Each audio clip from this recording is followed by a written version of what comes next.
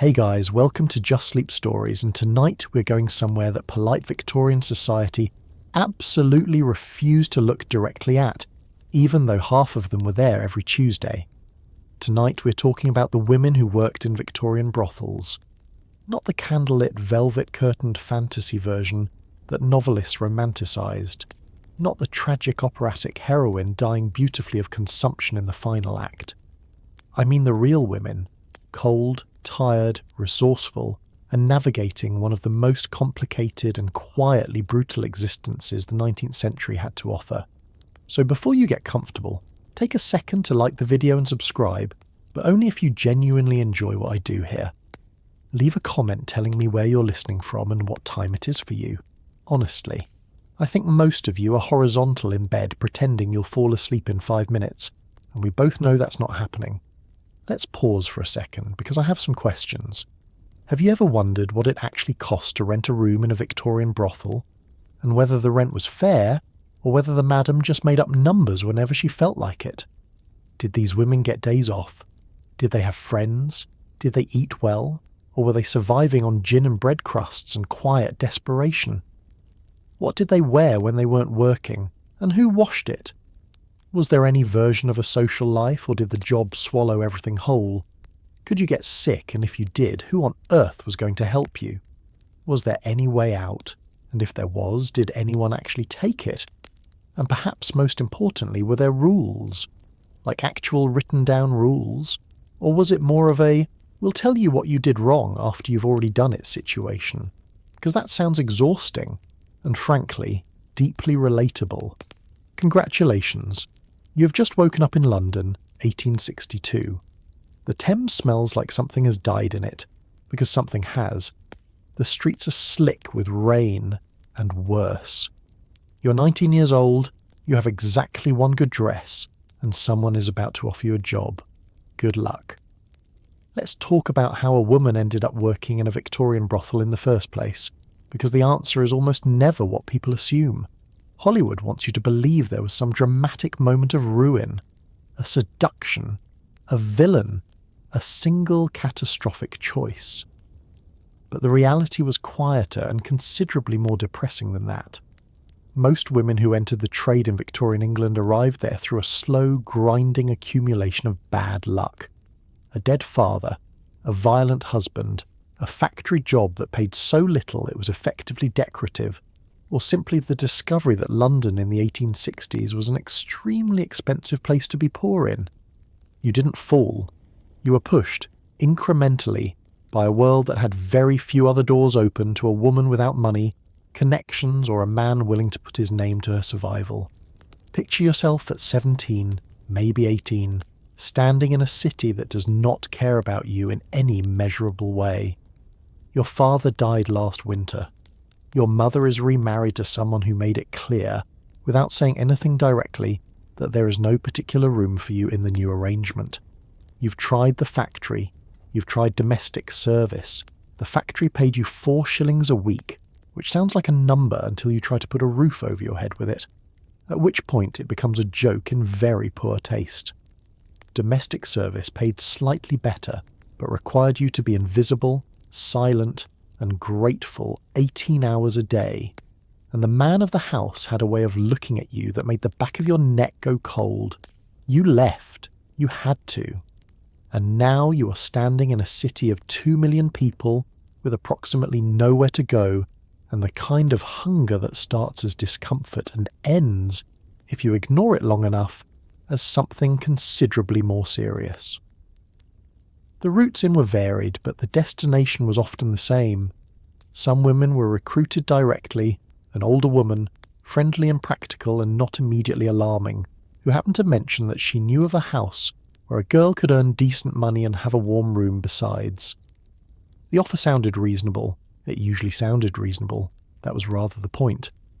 Others arrived through relationships that collapsed badly, a man who had promised something and then quietly unpromised it, leaving behind a woman who was now, in the vocabulary of the era, ruined, which is an extraordinary word to use about a person, but the Victorians used it constantly and without apparent irony.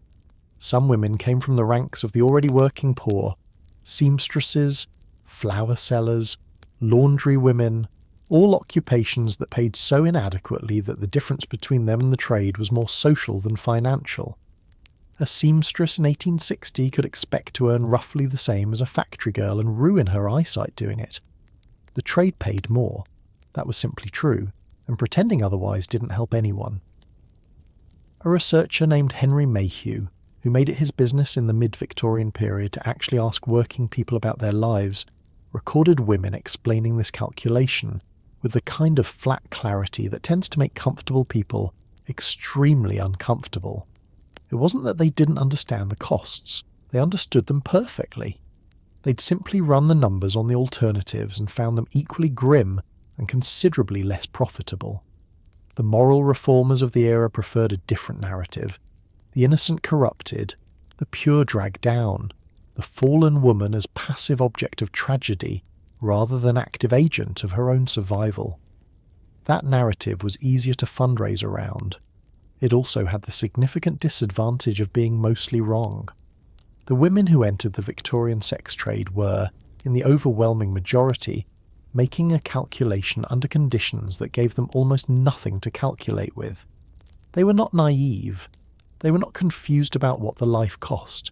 They were simply out of options and sharp enough to know it. Welcome to London. Mind the step on the way in. Let's talk about the woman at the top, because in a Victorian brothel, there was always a woman at the top, and she was watching everything. The madam, sometimes called the housekeeper, the mistress of the establishment, or simply the woman downstairs, whose name you said very carefully, occupied one of the stranger positions in 19th century society. She was simultaneously powerful and precarious, wealthy and vulnerable, respected in the room and completely invisible to the law. She ran the house, she set the prices, she collected the fees, she decided who stayed and who was quietly shown the door on a rainy Wednesday with nowhere to go. She was, in the most exhausting possible sense, management. Imagine your boss also being your landlord, your banker, your stylist, your rule-maker, your protector, and the person most likely to dock your pay for an infraction you didn't know existed until 30 seconds ago. That is the madam. She was not your friend exactly, though she might be kind. She was not your enemy exactly, though she might be ruthless. She was something more complicated than either.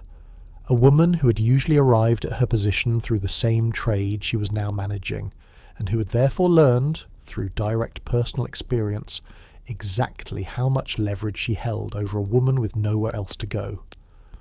The madame's power over the house was total and largely uncontested, because the legal system that might otherwise have offered the women working there some recourse was the same legal system that considered what they were doing criminal. You could not report an unfair madam to a magistrate. You could not sue for unpaid wages you were not officially earning. You could not complain to anyone with authority without simultaneously confessing to something that could get you arrested. The madam understood this dynamic very well. Some of them were relatively fair within it, keeping reasonable accounts, providing adequate food and shelter, extending credit during slow weeks without attaching punishing interest. Others were not. The rent was the primary instrument of control. You owed it regardless of how much you earned. A bad week, an illness, a client who left without paying the agreed amount, none of this adjusted the rent. The rent simply sat there, patient and immovable, accumulating if you couldn't meet it, and deepening the debt that kept you in the house long past any point at which you might have preferred to leave. It was an elegant system, in the bleak economic sense of the word. It required no locks on the doors, no threats, no dramatic confrontations, just arithmetic, working quietly against you. And yet, the madam also provided something that was genuinely scarce in Victorian London for women in this position: a roof, a degree of physical safety relative to the streets, a structure within which the work could happen with some predictability. In a high-end house, she might negotiate with clients on your behalf, remove men who became violent, maintain a standard of operation that reduced certain risks. She was not a solution, but she was, in the landscape of available options, sometimes the least bad version of a situation that had no good versions, The women working under her knew this. The madam knew they knew it. Everyone operated accordingly, in a relationship of mutual dependency that neither party was under any illusion about, and that both parties maintained with the weary professionalism of people who have run out of alternatives and made their peace with the ones that remain. Let's set the scene, because when most people hear Victorian brothel, their mind goes immediately to red velvet, gilt mirrors and dramatic staircases. And for the very high-end establishments, the so-called houses of accommodation, operating quietly in Mayfair or St John's Wood, that wasn't entirely wrong. Those places were furnished to impress. Decent furniture, clean curtains, a parlour where clients could sit and have a drink while pretending they'd just wandered in by accident. But step down a few rungs on the economic ladder and the picture changes considerably. Most brothels in Victorian England were ordinary terraced houses in ordinary streets, distinguished from their neighbours mainly by the hours they kept, and the fact that Mrs. Whatever at number 14 never seemed to sleep. You wake up, and for the purposes of this segment, waking up means somewhere around noon, because the night ended at 3 in the morning and sleep came slowly after that, in a room that is small, not poetically small, actually small, with the ceiling close enough above you that you're aware of it, and walls painted some colour that was probably cheerful when it was new, and has since faded into something that defies easy description. There is a washstand, a chamber pot, a mirror of variable quality, and a window that looks onto either the street or the backyard, depending on whether you have a front room or a back room. And the back room is considerably cheaper in the accounting the madame keeps in her head. The ground floor of the house is the parlour, which serves as the reception area, the drinking room, and the performance space where the women of the house would be present in the evenings, dressed and available, while clients made their selections with the browsing energy of a man at a market who has time to spare. The parlour in a decent house had a piano frequently, and someone who could play it with varying degrees of competence. In a less decent house, the parlour had a table, some chairs, and a smell that the fresh air never quite reached. The kitchen was the warmest room, and therefore contested territory. In the mornings, it was the place where the household gathered in its unwound state, in day clothes, without the evening performance attached, eating whatever passed for breakfast, and existing in the slightly raw way that people exist when the workday hasn't started yet. If there was a cook or a housekeeper who wasn't also working, she ruled this room absolutely. If there wasn't, the kitchen managed itself in the loose, collaborative, occasionally tense way that shared spaces always manage themselves when nobody is officially in charge. The house smelled. All Victorian houses smelled, to be fair. The era predated effective indoor plumbing in most residential buildings, and even where plumbing existed, ventilation was not a priority anyone had gotten around to prioritising.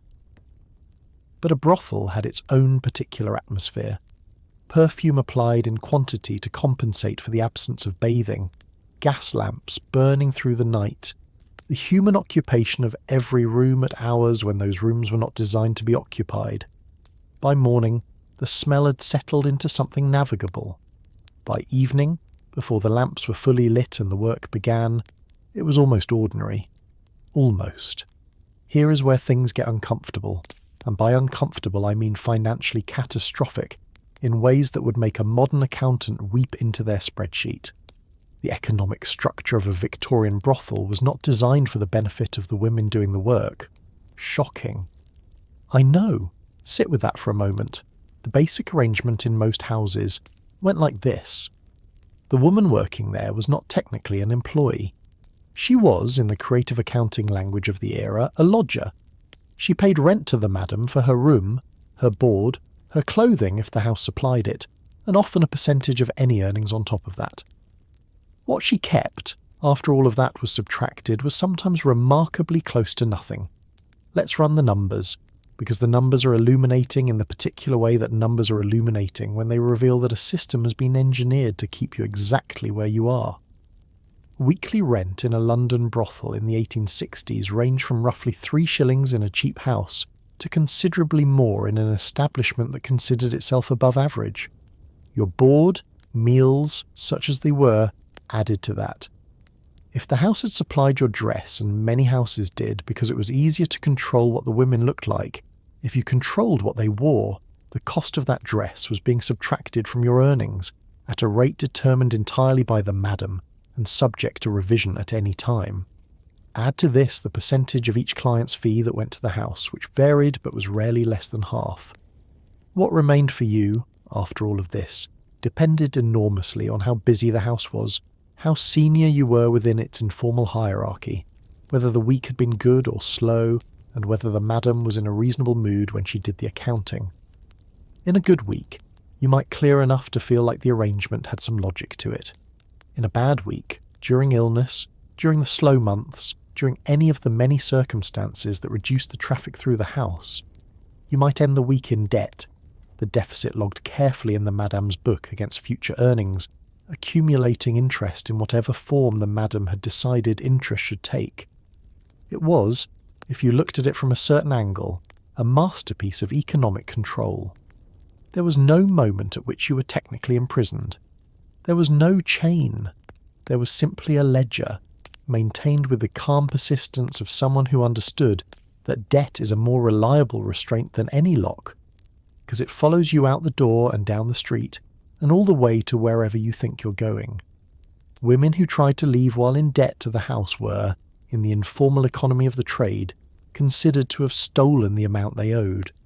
The consequences of that assessment were not official, but they were real. And yet some women managed to save. Small amounts, hidden carefully, not declared to the madam's accounting. Coins put aside during good weeks, tucked into the lining of a dress or the back of a drawer, accumulating towards something that had no name yet but functioned as hope in portable form. The women who eventually got out often did it this way, slowly, quietly, with the patience of someone who has learned that any movement large enough to be visible will be stopped before it gets started. It was not efficient, it was not fair, it was the only mechanism available and they used it. Let's talk about getting dressed, which in the Victorian era was already a 45-minute ordeal under the best of circumstances, and these were not the best of circumstances.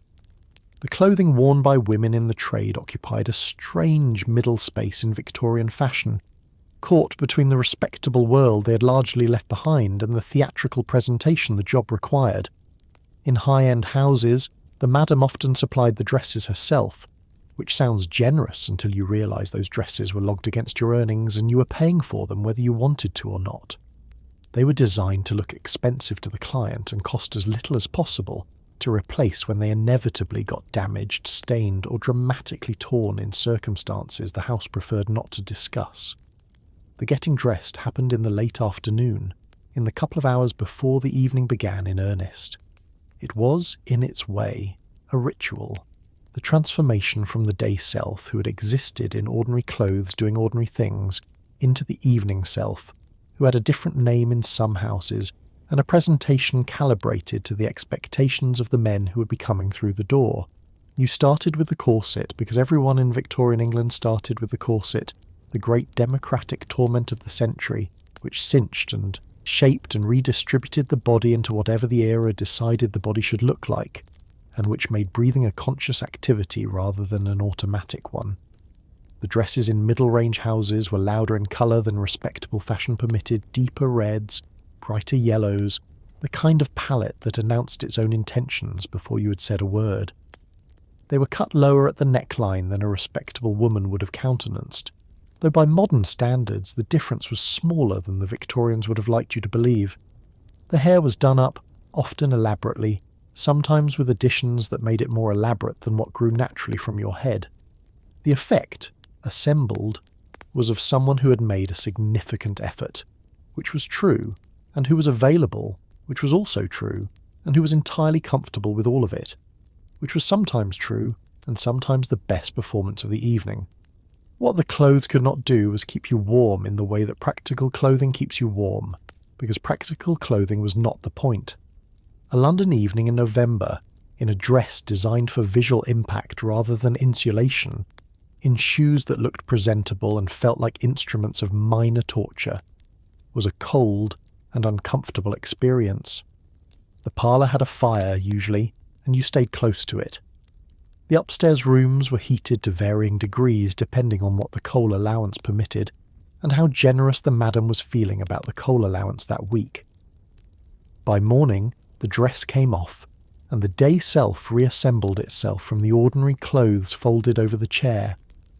The transition back was faster than the transition forward, the way that taking a performance apart is always faster than constructing it. The corset released. The pins came out of the hair. The face that had been managed all evening could stop managing. And you sat on the edge of the bed in the particular quiet of very early morning, in your own plain clothes, and were briefly and completely yourself before sleep arrived and took you somewhere the house couldn't follow. And now let's talk about the men, because this story doesn't work without them, and yet Victorian society did its absolute best to make them invisible.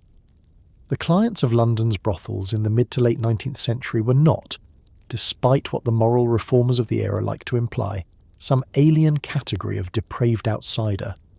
They were, with depressing regularity, perfectly ordinary Victorian men, clerks, merchants, soldiers on leave, university students spending their father's money, married men with respectable wives and respectable houses, and apparently a very active social calendar. The Victorians had a remarkable gift for compartmentalisation, and nowhere was that gift more thoroughly exercised than here. William Acton, a Victorian physician who wrote extensively about the trade, the kind of man who managed to be simultaneously scandalised by everything he was investigating and unable to stop investigating it, observed that the clientele of London's houses came from essentially every class and occupation. The only consistent characteristic was maleness and the ability to pay. Beyond that, they were the city in cross-section. Young men, old men, men who came regularly and men who came once and spent the rest of their lives pretending they hadn't. Men who were kind, men who were not. Men who asked your name and men who didn't bother, because asking your name would have made you a person rather than a transaction, and a transaction was considerably more comfortable to go home and forget about afterward. You learn to read them quickly, which is a skill that develops through necessity rather than interest. The man at the door at 9 in the evening who has been drinking enough to loosen his manner but not enough to cause problems, manageable. The one who comes in very quietly sits very still and watches everything, take note of that one. The one who wants to talk more than anything else, who sits in the parlour for an hour and then leaves having mostly just talked. Those are the strange evenings, the ones where you feel, briefly and disquietingly, that something real has happened. The ones who come in with the specific coldness of someone who has decided in advance that you're not entirely a person. Those are the ones you get through and then put down carefully, like setting something fragile on a shelf and walking away. The famous Victorian double standard operated at full capacity here. The man who visited a house on Friday evening could be found at church on Sunday morning, and the congregation would nod at him and mean it. His respectability was intact because respectability for Victorian men was not measured by what you actually did but by how consistently you maintained the performance of not having done it. The women in the houses carried no such protection. Their participation in the same transaction was the thing that defined them, permanently and publicly, in a way his never would be. He could leave. She was already marked. And yet. There were men who were decent, or tried to be, within the considerable constraints of the situation. Men who paid what they'd agreed, who didn't push beyond what was offered, who treated the woman in the room as someone who had a life outside the 15 minutes they were occupying. They were not the majority, but they existed, and you remembered them in the way that you remember anything unexpectedly gentle in a landscape that isn't. Every house had rules. Some of them were sensible, some of them were petty, some of them appeared to have been invented on the spot by the madam during a bad mood, and then retroactively declared to have always existed. The rules of a Victorian brothel were rarely written down in any formal sense. This was not a workplace with an employee handbook and a complaints procedure, but they were enforced with the kind of consistency that made it very clear they were real. No screaming in the hallways after midnight. No entertaining more than one client per room at a time. No stealing from the clients. No stealing from the madam. No getting so visibly ill that it alarmed the neighbours.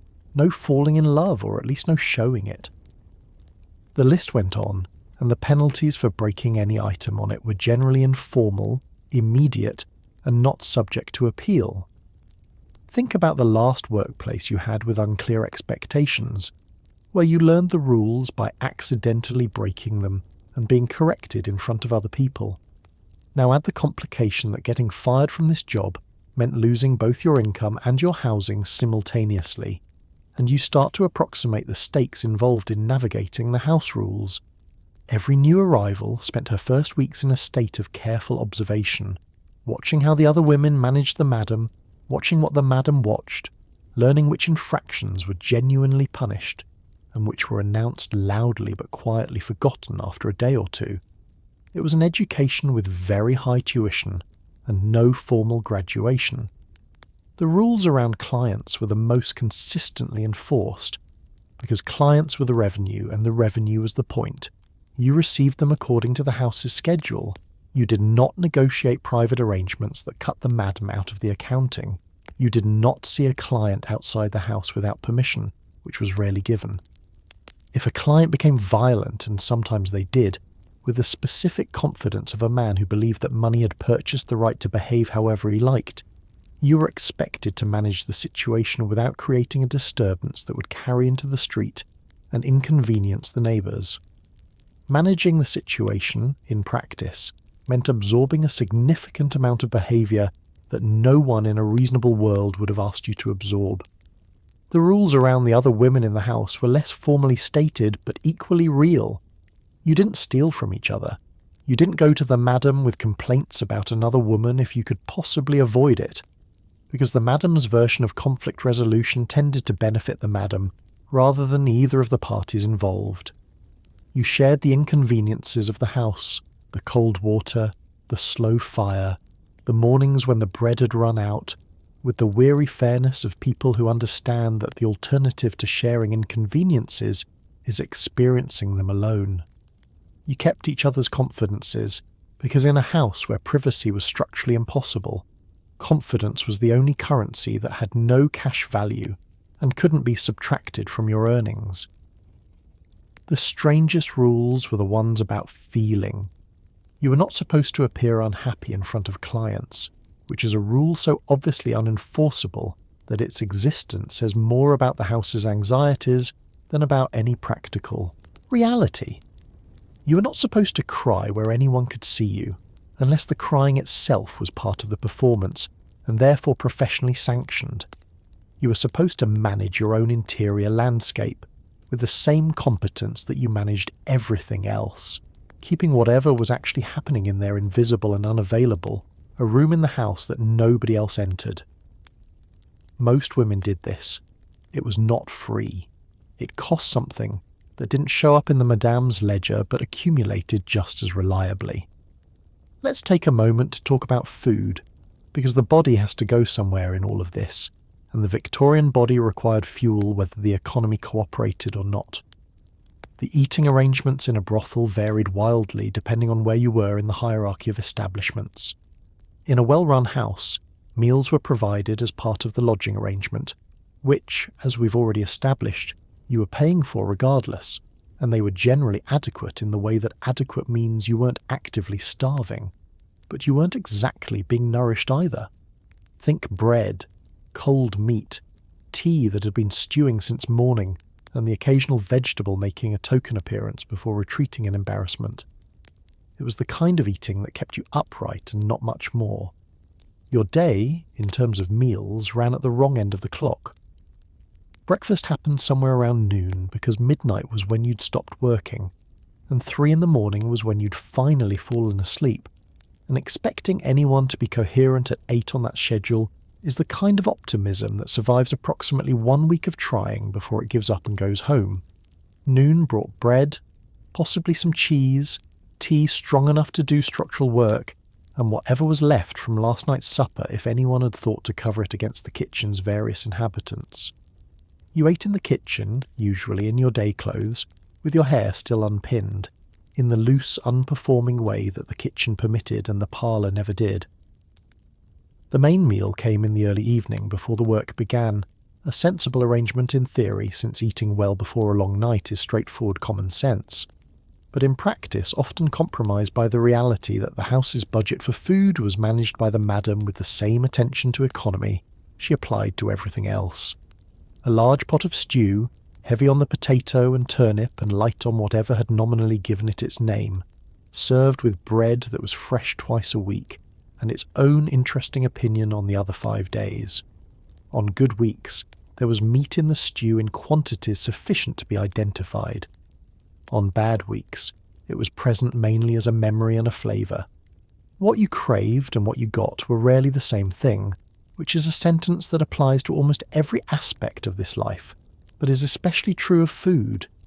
You craved sweetness, sugar was expensive but available in small quantities in the tea, and a penny cake from the street vendor on the corner was one of the affordable pleasures that the day reliably offered.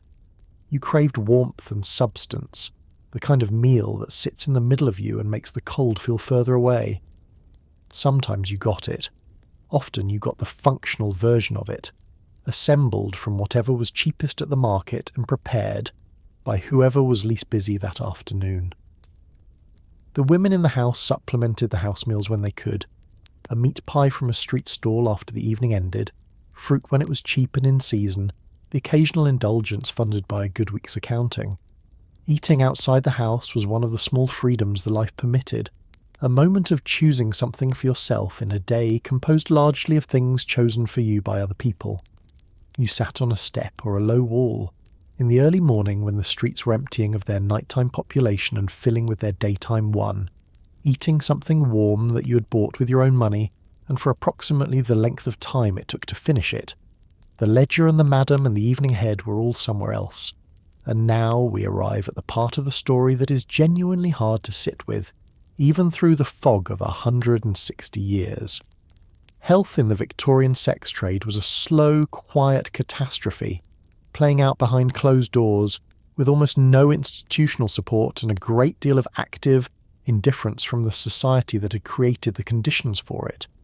The diseases were real. Syphilis and gonorrhea moved through the trade with grim efficiency, and the treatments available, mercury compounds, the occasional well-meaning but largely ineffective herbal remedy, prayers, were, to put it charitably, not up to the challenge. A woman who contracted syphilis in 1865 was not going to a clinic with antibiotics waiting. She was going to manage as best she could, keep working because she had no alternative, and hope that the progression was slow. Syphilis in the Victorian era was not a quick thing.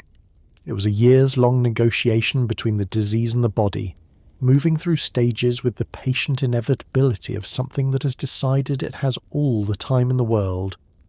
The first stage was manageable, a sore easily hidden or explained away, easy to dismiss or deny because denying it meant one less thing to deal with. The second stage brought a rash, fatigue, the kind of general misery that could be attributed to any number of causes, and frequently was, because naming it correctly required acknowledging it correctly, and acknowledging it correctly had practical consequences that nobody wanted to face. The third stage arrived in years or decades, and was not something to describe in detail here, but it was the reason the disease carried, in the Victorian popular imagination, the weight of an almost biblical punishment. The mercury treatment prescribed for syphilis was, in the specific black comedy of Victorian medicine, sometimes as damaging as the disease itself.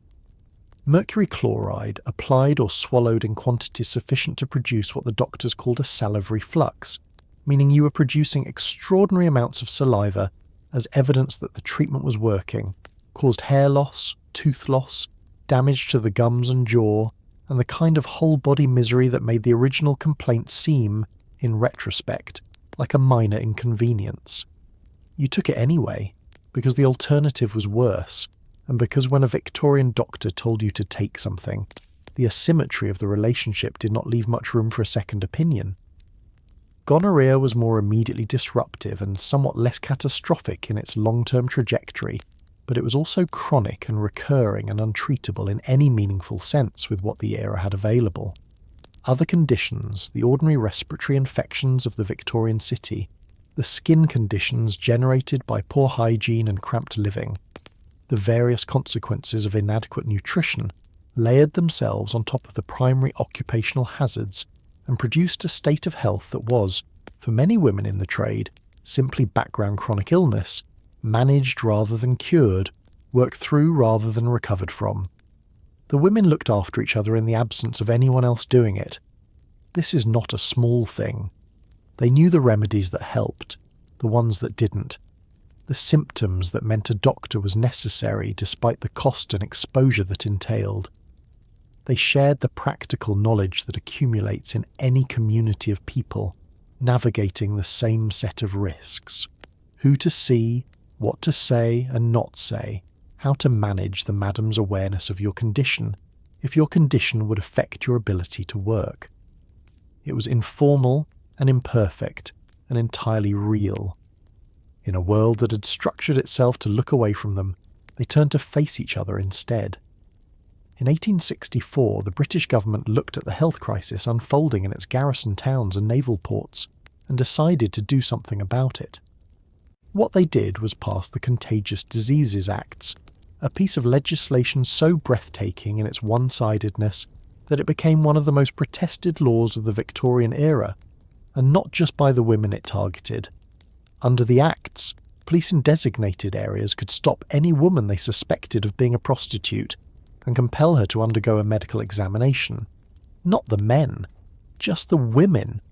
If she refused, she could be imprisoned. If she was found to have a venereal disease, she was detained in a certified hospital, a lock hospital, for up to 9 months, with no trial, no legal representation, and no particular pathway back to the life she'd had before. The logic behind the Acts was the logic of military hygiene rather than any concern for the women involved. The Army and Navy were losing men to venereal, disease in numbers that alarmed the military planners, which is the kind of thing that gets legislation passed quickly in Victorian England. The solution the government arrived at was to manage the women as a source of infection, rather than to address the conditions that made the trade necessary in the first place, or to apply any of the same scrutiny to the men whose behaviour was equally responsible for transmission. The men were, in the practical application of the Act, entirely invisible. They passed through the examination free into garrison towns and back to their ships, unexamined and unaccountable. The women stood in police stations and submitted to inspections by male doctors. The examination itself was by most accounts brutal. The speculum used was referred to by the women subjected to it as the steel rape, which tells you everything about the experience that the official medical records preferred not to include. It was conducted without anaesthetic, without meaningful consent, by a doctor acting under police authority in conditions that had nothing to do with the patient's well-being and everything to do with the military's need for a clean bill of health. Women who resisted were held down. Women who refused altogether were charged with obstruction and imprisoned. A woman who was not in fact working in the trade but had been identified by a constable as suspicious had no immediate recourse, and the word of a police officer carried considerably more institutional weight than hers. Josephine Butler, one of the most extraordinary figures in Victorian reform, looked at the Acts and became the organising force of the campaign against them. Butler was a middle-class woman of deep religious conviction and extraordinary courage, and she went into the lock hospitals and the streets and sat with the women the Acts had captured and listened to them, which sounds simple and was, in the context of Victorian charity, genuinely radical. Her Ladies' National Association gathered tens of thousands of signatures, published the testimonies of affected women, and made the case, clearly and relentlessly, that legislation that punished women while exempting men was not a public health measure, but a legalised assault on the poor. The Acts were suspended in 1883 and repealed in 1886. It had taken 22 years. The repeal was a genuine victory, one of the first significant political wins achieved by an organised women's campaign in British history. But for the women who had lived under the Acts during those 22 years, detained in lock hospitals, separated from their children, marked in police registers, subjected to examinations they had no power to refuse, The victory arrived on the other side of an experience that had already done its damage. History tends to remember the campaign. The women it was fought for tend to remain in the background, which is where the Victorian era had always preferred to keep them. Beyond the specific horrors of sexually transmitted disease, there was the steady background hum of ordinary Victorian ill health, which was doing its level best to make everyone miserable entirely on its own, no assistance required. The women working in the trade were subject to all of it. The damp winters that settled into chest infections, the overwork that eroded immunity, the malnutrition that made everything worse, the injuries from clients who were not careful or did not care to be. Victorian medicine had some useful things to offer by the 1860s. Germ theory was beginning to take hold, hospitals were improving, but most of those improvements were filtered through institutions that required money, connections, or at minimum a respectable identity to access. None of those things were reliably available here.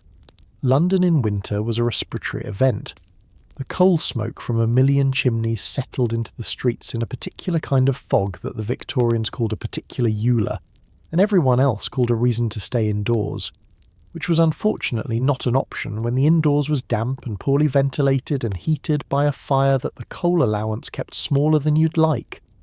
A chest cold in November started as a tickle, and became, through the mechanism of continued work in cold rooms and late nights and inadequate food, a cough that lasted until March. Not a dramatic cough, not the romantic, operatic consumption of the novels, just a persistent, grinding, exhausting cough that made the nights longer and the mornings harder, and that no one around you had the time or resources to do very much about. You kept working. This is the detail that sits at the centre of everything. Illness in a context where stopping means not earning, and not earning means debt, and debt means a longer stay in a place you may have already decided you want to leave, is not something you rest through. You work around it. You manage it with whatever is available, penny remedies from the chemist if you could afford them, the accumulated herbal knowledge of the other women in the house, the occasional gift of genuine rest on a slow Tuesday when the house was quiet and the madam wasn't watching the hours too closely. Injuries were a quieter subject. The violence that clients sometimes brought into the house left marks that were explained as accidents, falls, encounters with furniture in the dark, the universal vocabulary of covered bruises across every era and class. A black eye, a sprained wrist, a rib that protested sharply when you breathed deeply for 3 weeks. These were absorbed and managed, and not discussed in terms that named what had caused them, because naming it accurately would have required engaging with a set of consequences that the house was not equipped to support, and the law was not inclined to address. A woman assaulted by a client in a Victorian brothel had, in practice, almost no legal recourse. The nature of her employment disqualified her from the sympathy of the courts before she opened her mouth. Exhaustion was not classified as illness, but functioned as one. The accumulated tiredness of years of nocturnal work, interrupted sleep, inadequate nutrition, and continuous performance, the ongoing management of your own expression and manner and presentation across every evening, produced a specific kind of worn-through quality that showed in the face and the posture and the eyes. The women who had been in the trade for several years looked it, in ways that the era's reformers documented with a clinical detachment that managed to be both accurate and dehumanizing. They were tired in the deep structural sense of the word, tired in a way that a good night's sleep could not address because it wasn't a single night's sleep they were missing. It was years of it, compounding quietly, the interest on a debt the body never agreed to take on. And yet they were also, with a regularity that the reformers found confusing, and the women themselves would probably not have found confusing at all, funny. Darkly, sharply, precisely funny. The particular humour that develops in people who have looked at their circumstances clearly enough to see the absurdity in them, and have decided that laughing is better than the alternative. The kitchen in the morning, the women in their day clothes with their hair unpinned, was frequently loud with it. It is not a small thing to keep laughing. In the catalogue of survival strategies available to Victorian women in the trade, it was one of the most reliable and cost absolutely nothing. Let's talk about sleep, because everyone in this story was tired in the specific grinding way that comes from never quite getting enough of it, and that particular exhaustion has its own texture. The hours kept in a Victorian brothel were, by any reasonable standard, inhumane. The trade was nocturnal by nature. Clients came in the evenings, after dinner, after the theatre, after the pubs turned lively, which meant that the working hours stretched from roughly 8 or 9 in the evening well into the early morning, and sleep, when it came, arrived at the wrong end of the clock and was interrupted by the ordinary chaos of a house full of people who were also awake. There was no darkness and quiet for sleeping. There was just less noise, eventually, and you made do with that. You finished work somewhere between midnight and 3 in the morning, depending on the house and the night. The late clients were often the most difficult. The men who arrived after the theatres closed, already drunk, already unpredictable, carrying the specific energy of someone who has decided that the lateness of the hour exempts them from the usual requirements of reasonable behaviour. Getting through the last hour of the evening required a particular kind of managed patience, the spiritual equivalent of counting down from a very large number, and by the time you were finally done, with it you were too wired and too worn simultaneously to fall immediately into anything as clean as sleep. The room you slept in was not quiet. Victorian terraced houses were not built for acoustic privacy.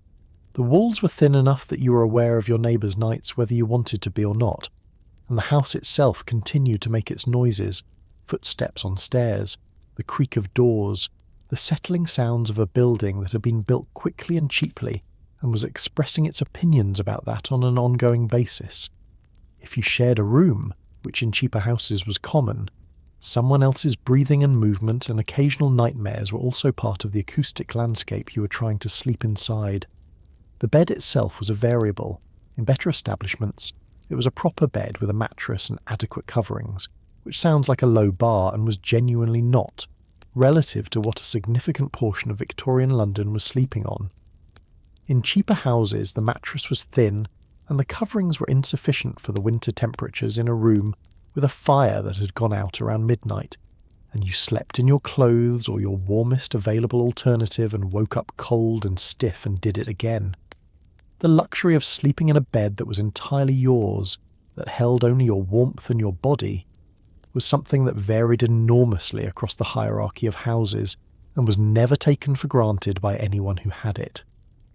You woke somewhere around noon, usually, into the particular grey light of a London afternoon filtering through curtains that were heavy enough to hold some of the daylight back.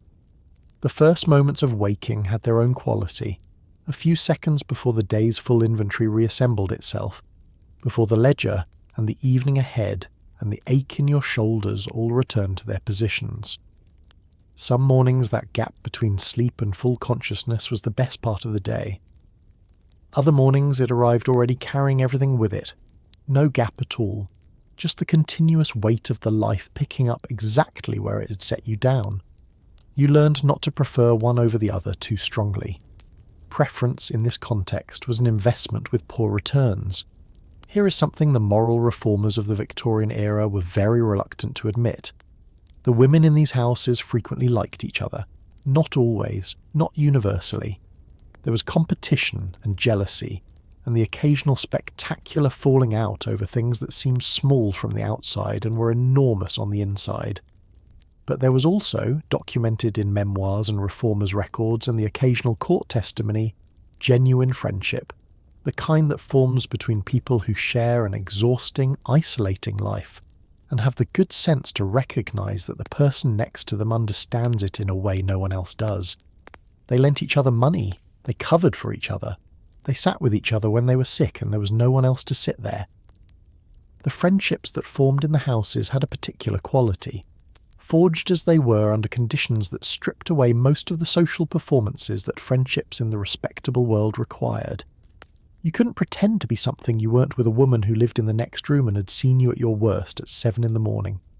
The pretences that polite society demanded, the careful management of impression, the maintenance of a version of yourself suitable for public consumption, were simply not available inside the house, and their absence created a kind of intimacy that was simultaneously claustrophobic and genuinely sustaining. They shared practical knowledge with the efficiency of people who understood that information was a resource, and hoarding it helped no one, which clients were safe and which required caution, which remedies actually worked for which ailments, how to manage the madam in a difficult mood, which phrases opened her up and which closed her down, where to buy food cheaply, which street vendors could be trusted, which pawnbroker gave fair prices, and which one watched you coming from 2 streets away and adjusted his calculations accordingly. This was not gossip. It was the circulation of survival intelligence through a community that had no other reliable source of it. The grief they shared was perhaps the deepest part of it. Women left the houses through illness, through the madam's decision, through their own departure, and the ones who remained absorbed their absence with the particular wordless acknowledgement of people who have learned not to hold too tightly to what might not stay. When someone died, which happened, the mourning was real but private, conducted in the kitchen and the rooms and never quite in the open, because open grief required an acknowledgement of the circumstances that the house preferred not to name directly. They found ways to mark it anyway. A small thing kept, a name said aloud in the right company, the ordinary human insistence on witnessing loss even when the world outside would not witness it with you. The friendships also had their tensions, which is what friendships in close quarters always have. Competition over clients, over rooms, over the madam's favour, produced friction that sometimes curdled into something harder. A woman who was earning well was a woman whose earnings were visible to everyone around her, and visibility in a context of scarcity generates its own pressures. The house was not always peaceful, but even through the friction, the underlying solidarity held in the way that solidarity holds in communities that understand collectively that fracturing is more dangerous than the conflict that threatens it. They were all each other had. Most of them knew it. Most of them acted accordingly. Sunday in Victorian England was, by law and custom, and a great deal of social pressure, a day of rest. The Sabbath was serious business in the 19th century. Shops were shuttered. Public entertainments were frowned upon, and the expectation that everyone would present themselves at church and spend the remainder of the day in quiet reflection was enforced with the full weight of social disapproval for those who didn't. For women working in the trade, Sunday was complicated.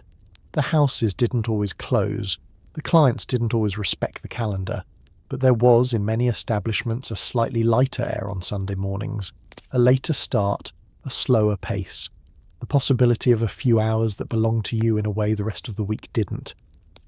Church was, for some of the women, a genuine part of Sunday. Not the local parish church necessarily. Walking into a parish church as a known woman of the trade required a tolerance for the specific variety of Christian welcome that expresses itself through a cold silence and a series of very pointed looks from the pew, but the less formal religious spaces that Victorian London offered in abundance. The revival meetings, the street preachers, the mission halls that the reform organisations ran with the explicit purpose of welcoming women from the trade without immediately demanding that they reform. Some women went for the religion, some went for the warmth of the building and a cup of tea that didn't have a cost attached. Some went because Sunday morning was the one time in the week when sitting quietly in a room and being spoken to with something resembling gentleness was available, and gentleness, when you were not accustomed to it, was something you went a considerable distance to find. The streets on Sunday morning had their own quality. The city ran slower. The costermongers were absent. The factories quiet. The ordinary percussion of the working week suspended for a few hours. You could walk without the usual density of bodies pressing past you, without the noise and smell of full commercial operation, and the city in that state was almost pleasant. Almost the version of London that people who didn't live in it liked to imagine it was. A park, on a Sunday that wasn't raining, which was not every Sunday but was some of them, offered something that the rest of the week rarely did. the experience of being outside in a space that wasn't asking anything of you. The afternoon often brought visitors.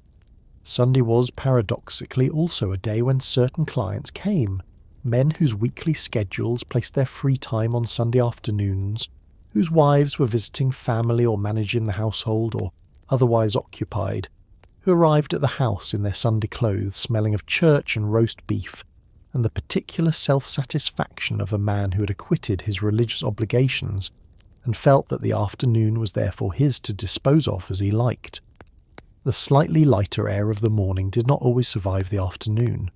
You put the day clothes away, put the performance back on, and the Sunday that had felt, briefly like breathing room, contracted back into the shape of the rest of the week. And yet, there was the morning. There was the walk, and the tea, and the hour in the kitchen with the other women talking about nothing in particular, with the specific pleasure of talking about nothing in particular, when nothing in particular is all that's on offer, and it turns out to be enough. The Victorians were very good at Sunday mornings when they were not being watched. The women in the houses were, in that small respect, entirely Victorian. Some of these women wrote letters home. That sentence, sitting quietly on the page, contains more grief than it first appears to. Writing a letter home when you're working in a Victorian brothel required a particular kind of creative editing, a careful pruning of the truth into something your mother could hold in her hands without collapsing. The Victorians were, in many ways, gifted correspondents. The era produced letters of extraordinary warmth and intelligence, but the letters that went home from the houses were usually stripped of anything real, filled instead with vague references to domestic work, to lodging with a respectable family, to getting on reasonably well, all things considered. Some women wrote nothing at all. It was easier. The silence required less maintenance than the fiction. The Victorian postal system was, almost accidentally, one of the great instruments of connection across class and distance. The penny post, introduced in 1840, meant that a letter cost a penny regardless of how far it travelled, which was the kind of democratic infrastructure that genuinely changed lives in small daily ways. For a woman in London whose family was in Yorkshire or Cornwall or the rural Midlands, which described a significant portion of the women who had come to the city looking for work and found the trade instead, a penny letter was the thread that kept the distance from becoming absolute. Some women wrote every week. Others wrote when they could afford both the penny and the emotional cost of composing something that had to be entirely fabricated. The letters described work, domestic work usually, parlour-maid, lady's companion, seamstress for a good household, something that placed you in a respectable domestic context with a respectable employer whose name you had invented and whose address you had either invented or borrowed from a street you knew well enough to describe. You described the weather, which was always available as subject matter and required no invention. You described the food, edited to remove the gin and the cold meat, and replace them with something more encouraging. You asked after your mother's health, your brother's apprenticeship, the state of the garden in summer, the ordinary texture of a life you were no longer part of and were trying, through the medium of the letter, to remain connected to without actually returning to. What you never wrote was the thing that was actually happening, not because the words didn't exist. The Victorian vocabulary for the trade was extensive, if largely euphemistic, but because writing it would have made it real in a way that maintaining the fiction kept it from being, at least in the corner of your mind where home still lived. The fiction wasn't only for your family's protection, it was also for yours. As long as the letter described a parlour-maid's ordinary Tuesday, the parlour-maid existed somewhere in you, a version of yourself that the life hadn't yet entirely replaced. Some families knew anyway. Victorian families were not uniformly naive, and a daughter who had gone to London and was sending money home with vague explanations of its provenance was a daughter whose circumstances a perceptive parent might have assembled without being told directly. What happened in those cases varied. Some families sent letters back that said nothing directly but contained, in their tone, an acknowledgement that could not be spoken aloud. Some families stopped writing. Some families wrote as if the fiction were true, because maintaining it together was easier than the alternative conversation. And some families, fewer than the reformers would have liked, and more than the cynics would have expected, wrote letters that said, in essence, come home if you need to. Some women did, some couldn't. Some didn't write to find out. Not every woman working in the Victorian sex trade worked inside a house. A significant portion worked the streets, in doorways, in parks, in the narrow alleys behind theatres and railway stations, and their experience was considerably more exposed and considerably more dangerous than even the most difficult brothel arrangement. The street offered no madam, which sounds like a point in its favour until you realise it also offered no roof, no heat in February, no protection when a client became violent, and no one to notice if you didn't come home. The freedom was real and entirely theoretical, existing mainly in the space between one bad situation and the next. The street women occupied the lowest economic position in the trade's informal hierarchy, which was itself already at the bottom of Victorian society's economic hierarchy, which gives you some sense of where they were standing in the overall landscape. They earned less per transaction than houseworkers, operated without any of the security the house provided, were more visible to police and therefore more frequently arrested, and had no structural buffer between themselves and whatever the night brought. They slept in common lodging houses when they could afford it. 4p a night for a bed in a room shared with strangers, the kind of accommodation that made a brothel's back room look like a considered luxury, or in doorways and under bridges when they couldn't. The common lodging houses were their own world. Victorian London had hundreds of them, concentrated in the poorer districts, providing the cheapest available shelter to the city's most economically precarious residents. A 4p bed in a lodging house meant a narrow frame in a room containing anywhere from a dozen to several dozen other beds, occupied by a rotating population of casual labourers, street sellers, recently released prisoners, and women from the trade in various stages of their working lives. The kitchen of a common lodging house was communal, the fire shared, the company unreliable in the specific way that the company of people with nothing to lose is always unreliable. You kept your money on your body. You kept your eyes open. You slept lightly if you slept at all. The weather was not an abstraction for street workers. It was an operational condition. Rain made the evenings slow and the earnings poor and soak through whatever you were wearing in the way that Victorian clothing, not designed for waterproofing, allowed itself to be soaked through, completely and immediately. Cold did the same thing to the feet and hands that cold always does when you're standing in it for hours without the option of going inside. The women who worked the streets in winter did so in layers of whatever they had accumulated, practical rather than attractive, and the gap between what the evening required them to look like and what the weather required them to wear was managed through the sheer necessity of managing it, because no one was offering an alternative, and yet the street had its own community, its own systems of informal support, its own geography of safer and less safe corners. The women who worked the same streets over time knew each other, knew the rhythms of the police patrol, knew which public house would let them warm themselves by the fire for 10 minutes, without demanding they buy something. They looked out for each other with the sideways vigilance of people who can't afford to be seen, looking out for each other too directly, because directness attracted attention, and attention attracted the constable, and the constable attracted consequences. It was a community built from necessity, and sustained by the understanding that the alternative to it was being entirely alone, which was the one condition that the street, with all its dangers, was genuinely and reliably worse for. Many of the madams running Victorian brothels had arrived at their position the same way the women working under them had arrived at theirs, through the trade itself over years, through a combination of shrewdness, luck, surviving long enough, and the accumulation of whatever money hadn't been taken from them along the way. This created a peculiar dynamic. The woman in charge understood the work from the inside, had done it herself, knew exactly what it cost. Sometimes that understanding translated into something resembling fairness, reasonable rent, actual food, a degree of protection that a stranger might not have extended.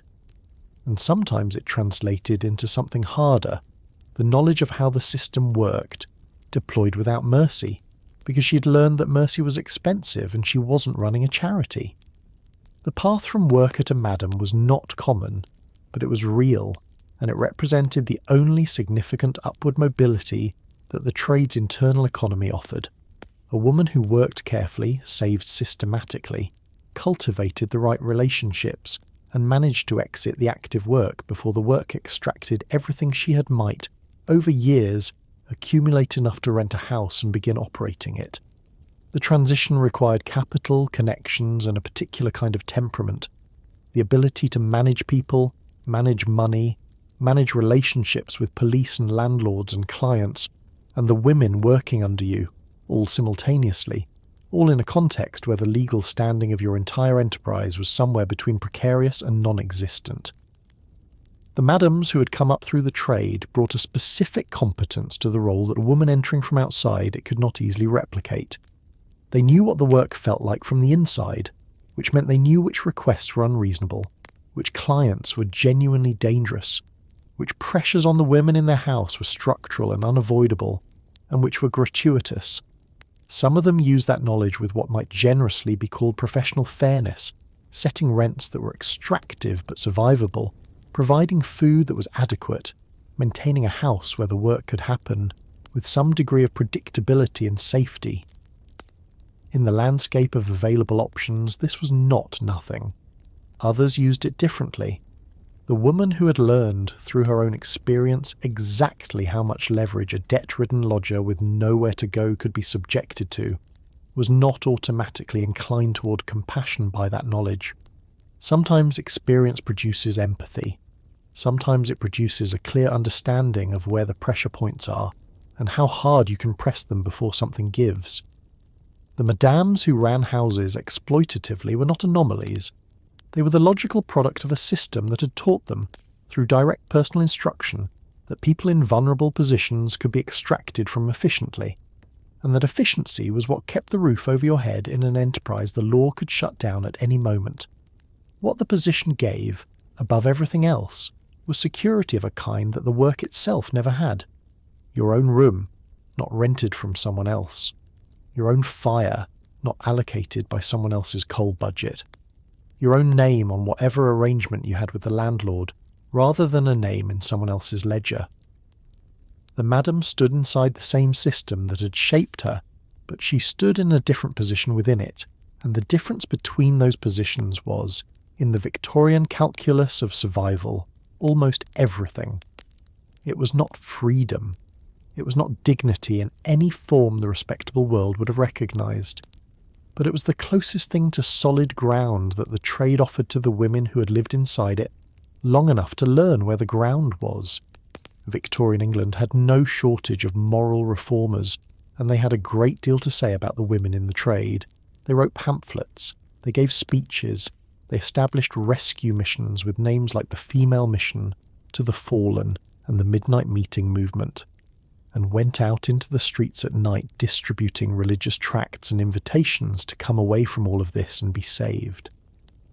Their intentions were, by and large, genuinely good. Their understanding of the women they were trying to help was by and large genuinely catastrophic. The reformers tended to see these women as passive victims, fallen, ruined, waiting to be lifted out by a firm Christian hand, and that framework, however kindly meant, left almost no room for the actual complexity of the lives in front of them. The rescue mission operated on a theology of ruination. You were fallen. You needed to be raised up.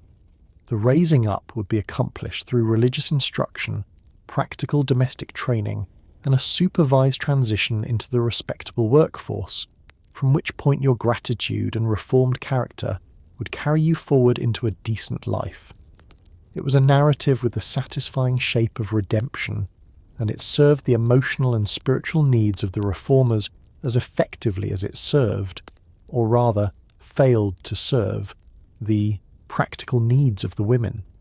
The women could see the shape of the offer clearly: domestic service, at wages that barely covered survival, in exchange for your history, your community, and the independence that the life, for all its costs, had actually provided.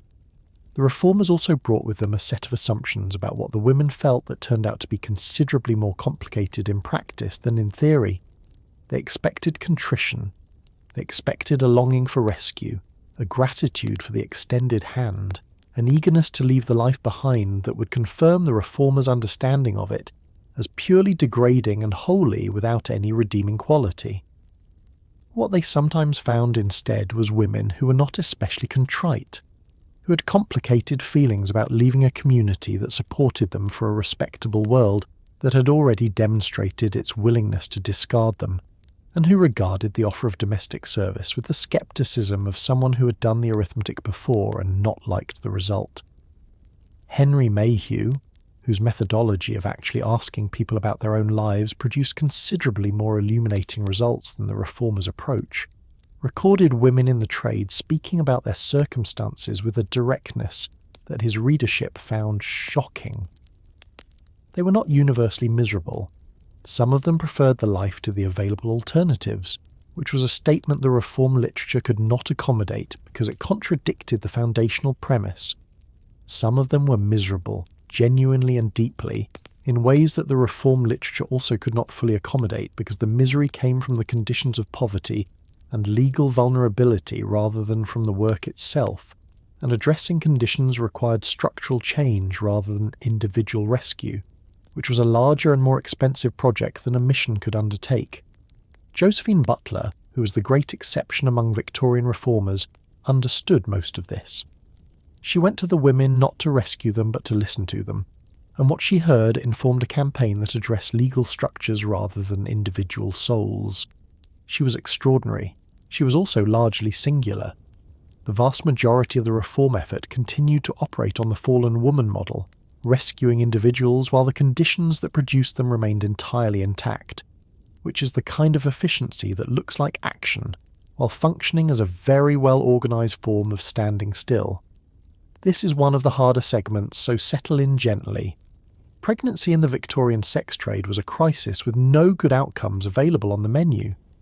Contraception existed in limited, unreliable forms, sponges, early barrier methods, the wishful thinking that constitutes the oldest contraceptive technique in human history, and it did not work consistently enough to make pregnancy an unlikely outcome of the life. Women who became pregnant faced a landscape of options that ranged from bad to catastrophic. Abortion was illegal and dangerous, performed in conditions that killed a significant number of the women who sought it. Carrying to term meant weeks of reduced income, the physical costs of pregnancy and childbirth with minimal medical support, and then the question of what happened to the child. The abortion trade in Victorian England existed in the specific way that things exist when they are illegal and in demand, quietly, expensively, and with the risks distributed entirely to the people with the least power to bear them. The women who provided abortions were not monsters. They were mostly working-class women with practical knowledge and a willingness to use it, operating in a space that official medicine refused to occupy. The procedures were dangerous by any standard, carried out with instruments that were not sterile in environments that were not hygienic, without anaesthetic, without any ability to manage the complications that frequently followed. Women died from them. Many more survived them with long-term consequences for their health. The ones who sought them did so because the alternative was worse, and the calculation, however desperate, was their own to make. Carrying to term was its own ordeal. Pregnancy was visible in ways that the house could not manage around indefinitely, and a visibly pregnant woman was a woman whose working capacity was reduced, and whose presence in the house was, from the madam's perspective, an ongoing inconvenience with no clear endpoint. Some houses turned women out when pregnancy became apparent. Others allowed them to stay and work for as long as they were able, with the understanding that the arrangement would require renegotiation once the child arrived. The negotiation was not conducted from positions of equal power, and it did not typically end in the woman's favour. The children who were born were managed through the limited infrastructure that Victorian England provided for the children of the poor and desperate. The Foundling Hospital, established in the previous century, took infants under specific conditions and with no guarantee of survival through the brutal mortality rates of institutional infant care. Baby farming, paying a woman to take charge of an infant, ostensibly to care for it, was a practice whose reputation oscillated between ordinary child-minding and something considerably darker. And the darker end of that oscillation was real enough that Parliament eventually legislated against it in the 1870s. Some women kept their children in the house, raising them in the only environment available, a choice that the reform literature treated as evidence of depravity, and that a more honest accounting recognises as evidence of love operating under impossible conditions. The grief of these separations, the children given up, the ones who didn't survive, the ones kept and raised in circumstances that guaranteed them no better start than their mothers had had, was carried quietly in the same interior room where everything else that couldn't be expressed was kept. It appeared sometimes in the testimony that reformers recorded when women talked about why they wanted to leave the life, not the abstract desire for respectability, the specific embodied want of something safer for a child. That want was real. The pathways to it were narrow and poorly lit and led, more often than not, back to the same landscape they were trying to leave.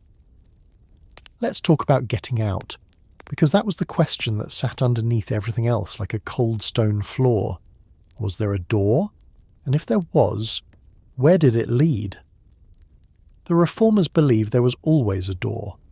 Their rescue missions were built on that belief, that the right combination of spiritual support, practical training and moral encouragement could return a woman to respectable society and a decent life. The reality was more complicated and considerably more discouraging. Respectable society had a very long memory for who had been unrespectable, and the domestic service positions or seamstress work that the missions offered paid wages that made survival barely possible in the best of circumstances. The women who left the trade did so through several routes, and the success of each depended almost entirely on factors that had nothing to do with the individual woman's character or effort. Marriage was the most socially endorsed exit. A man who was willing to marry a woman from the trade, knowing her history or choosing not to know it, provided the most complete form of reintegration the era offered. Such men existed. They were not plentiful, and they were not always the men you would have chosen under different circumstances, but they existed, and some of the marriages that resulted from these unions were, by the accounts available, reasonably functional and in some cases genuinely happy. The happiness was built on a silence about the past that both parties maintained, and the maintenance of that silence had its own costs, but it was the kind of cost that people with better options than silence tend to underestimate. Some women saved their way out.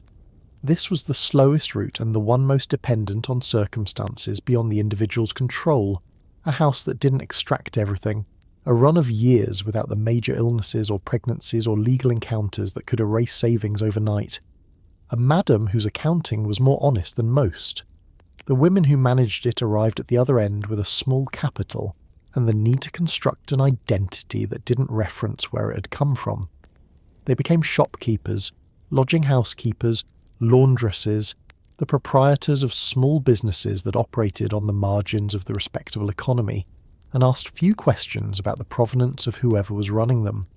The women who didn't get out aged through the trade in the specific way that the trade aged people, faster than the year suggested, in ways that settled into the face and the body and the manner. The hierarchies of the house shifted around them as newer arrivals came in, and the economics of the trade favoured younger women for reasons that required no explanation and were not subject to negotiation. They moved down through the houses, from better establishments to cheaper ones, from cheaper houses to the streets, following the economics of a market that had no retirement provision and no institutional memory for the service rendered. Victorian London was very good at producing this kind of invisible ageing, people who had been used up by systems that took everything they had and offered nothing in return, existing in the gaps of a city that had decided not to see them. They had survived the life. In many cases, that was the whole of what they had to show for it. In the accounting of Victorian England, it was considered sufficient. Victorian England ran almost entirely on euphemism, and the language surrounding the sex trade was a masterclass in the art of saying everything while technically saying nothing. The women working in houses were unfortunates in the reform literature, fallen women in polite discussion, soiled doves in the sentimental press, and a great many other things in the streets that no one was writing down for posterity. They called their work the life, which is one of the more quietly devastating pieces of occupational vocabulary in the English language.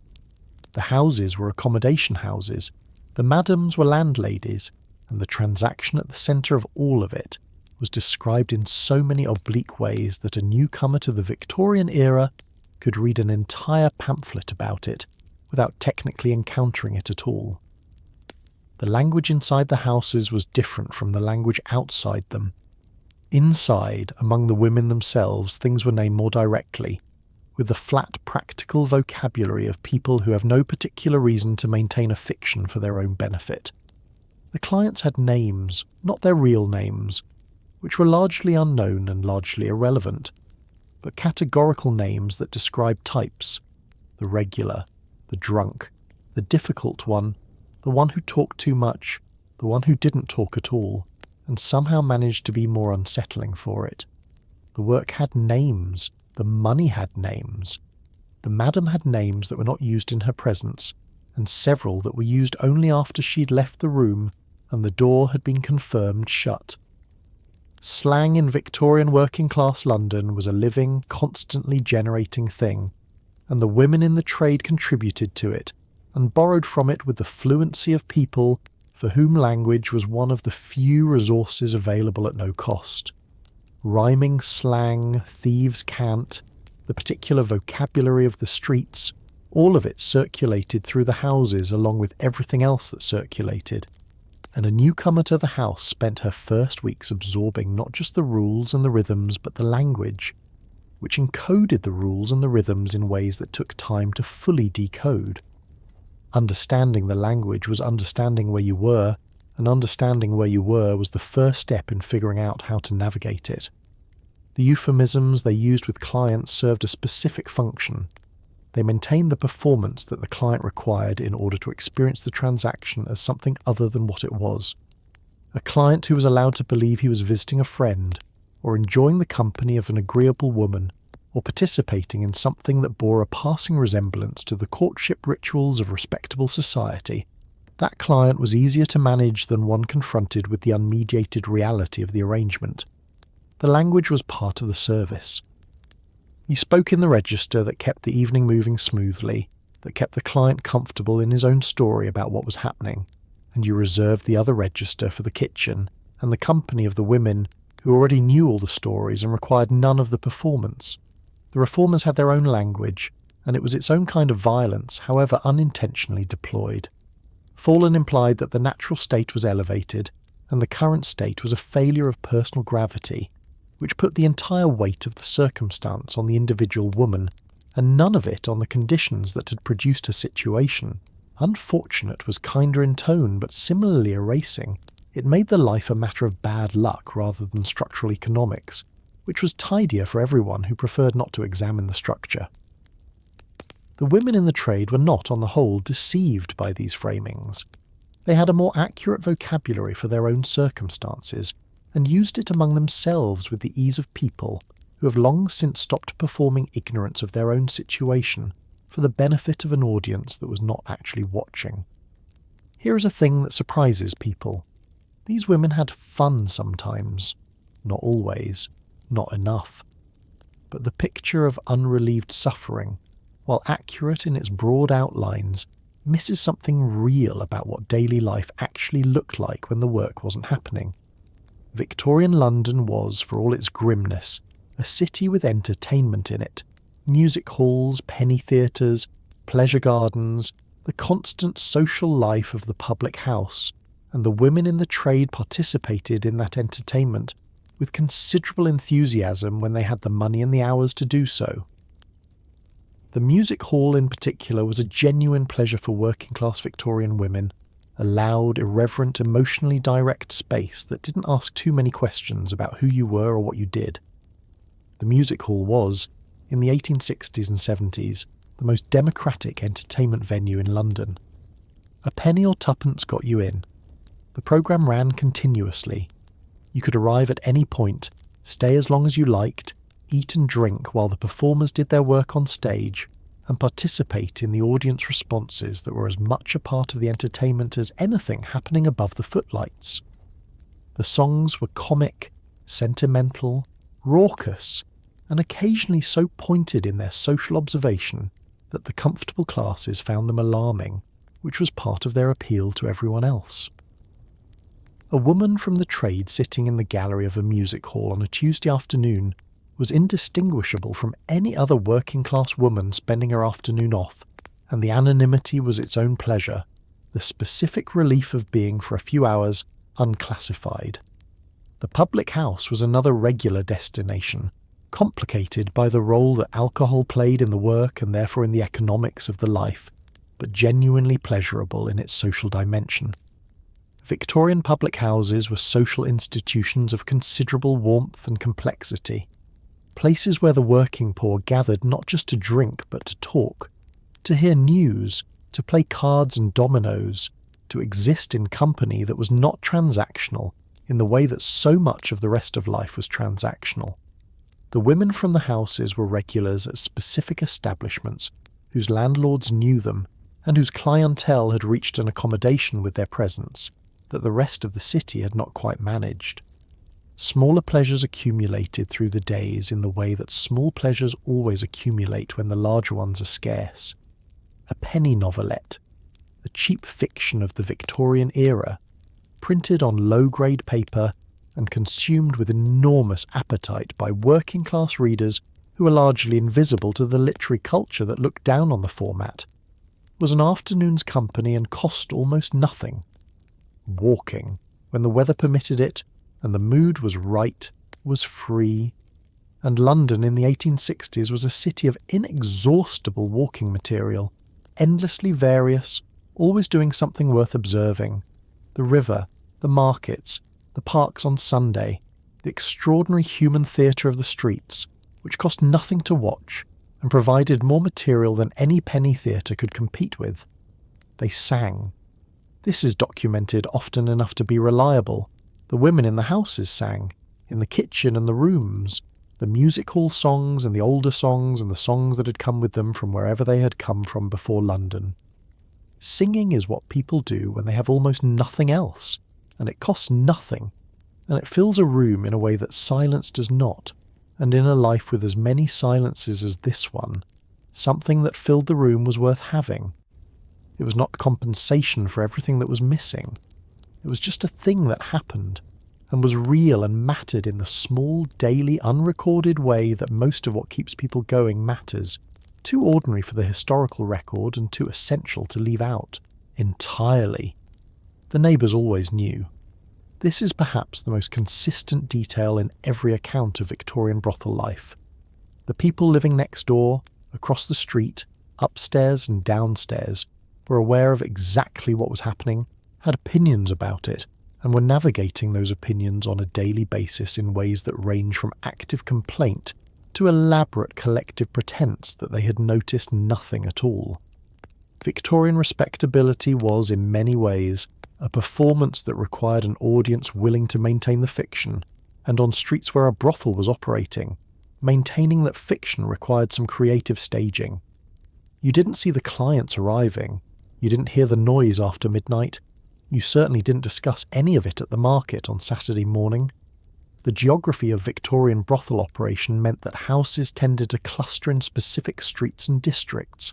Haymarket, the Strand, parts of Soho, the areas around the major railway termini which created neighbourhoods where the trade was sufficiently concentrated that pretending not to notice it was a community project rather than an individual one.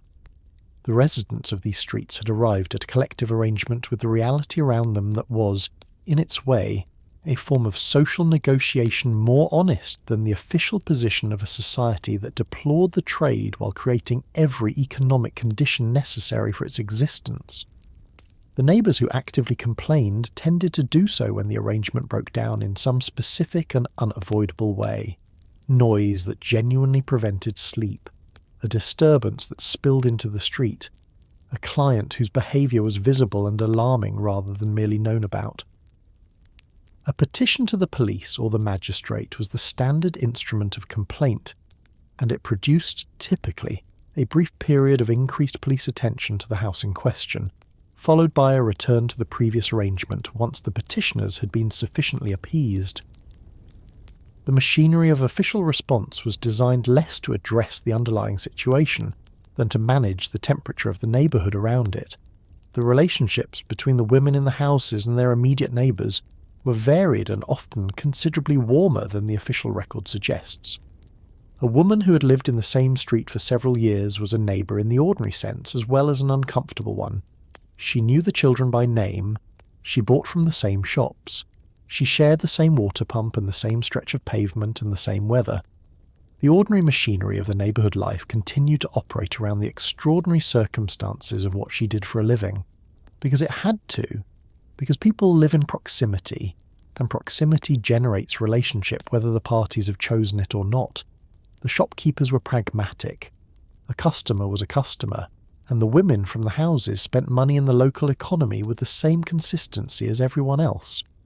More consistently in some cases, since the irregular income of the trade, when it was good, produced spending that more stable incomes spread more thinly across time. The baker, the coal merchant, the woman who sold second-hand clothes from a stall, all of them served the houses without comment, because comment was bad for business, and business was the thing that mattered. Victorian commerce had a long tradition of not asking questions that might reduce the number of people willing to spend money, and the local trade around the brothel districts was no exception to that tradition. The Victorian police force's relationship with the brothels operating in their jurisdictions was, to use the most polite available word, flexible. The Vagrancy Act and various other pieces of legislation technically gave police considerable power to act against soliciting and disorderly houses, and occasionally they used it, usually in response to a neighbour's complaint that had become impossible to ignore, or a political moment that called for a visible demonstration of moral order. But day to day, in most of London's working brothel districts, the arrangement was more negotiated than enforced. The houses paid their way. The right people received the right considerations. The police had other things to do, and a city that was comprehensively more disorderly than any amount of enforcement could address. The constable on the beat in Haymarket or the Strand in the 1860s was a working-class man earning a modest wage in a job that required him to manage, largely on his own judgment, a stretch of city that contained more vice, violence, and general human chaos than any official description of his role acknowledged. He had discretion, and discretion in Victorian policing was a resource that flowed along the channels of money and relationship with the reliable efficiency of water finding its level. A house that caused no visible disturbance, whose madam maintained a working relationship with the local constabulary, and whose operations stayed within the informal boundaries of what the neighbourhood had agreed to tolerate. That house was, for practical purposes, protected. Not legally, not officially, but protected in the way that informal arrangements protect things, which is quietly and entirely effectively until they don't. The women working the streets had a different and considerably more adversarial relationship with the police. Arrest for soliciting was a constant background risk, managed through the same geography that structured everything else in street life, knowing which streets were watched, which constables were flexible, which hours of the day carried lower risk. An arrest meant a magistrate's court appearance, a fine that you might or might not be able to pay, and a name in the police register that attached itself to you going forward and complicated every subsequent negotiation with official authority. The women who accumulated multiple convictions entered a spiral of increased scrutiny and reduced options that was, functionally, a sentencing to permanent police attention with no defined term. The Contagious Diseases Acts, in the designated garrison towns and ports where they operated, gave police powers that went beyond anything available in the general law, the ability to stop and examine any woman they designated as a common prostitute, a category whose definition was entirely at the constable's discretion. The women subjected to this power had no meaningful recourse. They could refuse the examination and be imprisoned for obstruction, or submit to it and be detained in a lock hospital if the examining doctor found disease. The constables who enforced the acts in these areas operated with the specific confidence of people who have been handed authority without accountability, and the abuses that followed were documented extensively by the reformers who campaigned against the acts. The documentation was thorough. The accountability was largely absent. What the police could not do in the end was make the trade disappear, because the trade was not a problem of law enforcement. It was a problem of economics and social structure, and no number of arrests addressed either of those things. The women who were arrested returned to the streets or the houses when their fines were paid or their sentences complete, because the circumstances that had produced their presence there had not changed during their absence. The police understood this as well as anyone, and the understanding produced in the constables who worked those streets over years and decades a kind of weary pragmatism about what enforcement was actually for. Not elimination, which was impossible, but management, which was the best the situation permitted, and which everyone involved knew was not the same thing as a solution. And now, at the end of the day, because this has been a very long day and a very difficult life, let's talk about the ones who got out.